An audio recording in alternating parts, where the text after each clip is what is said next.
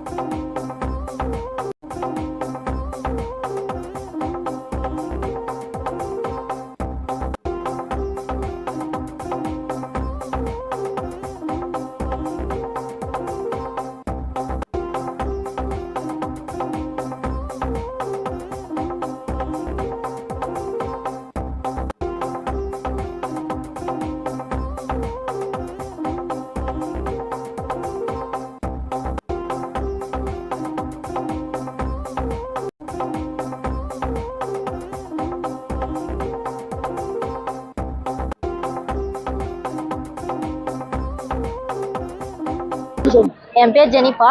திருப்பத்தூர் நகராட்சியிலிருந்து பேசுகிறேன். தூய்மை பணியாளர் வேலைக்கு நாங்கள் புரிகிறோம். எங்களுக்கு காலை உணவு திட்டம் முதலமைச்சர் நல்ல திட்டத்தை உருவாக்கி கொண்டிருக்கிறார். எங்களுக்கு காலை நாங்கள் சத்துணவு செஞ்சு எடுத்துட்டு வர முடியாததுனால முதலமைச்சர் எங்களுக்கு இது ஒரு நல்ல திட்டத்தை ஏற்படுத்தி கொடுத்ததுக்கு ரொம்ப நன்றி சார். காலை உணவு இப்போ நாங்கள் சாப்பிட்டா வயிறு நிறைய நல்லா நிம்மதியாக நாங்கள் சாப்பிட்டோம் சார். ரொம்ப நன்றி சார். முதல்வருக்கு நன்றி சார்.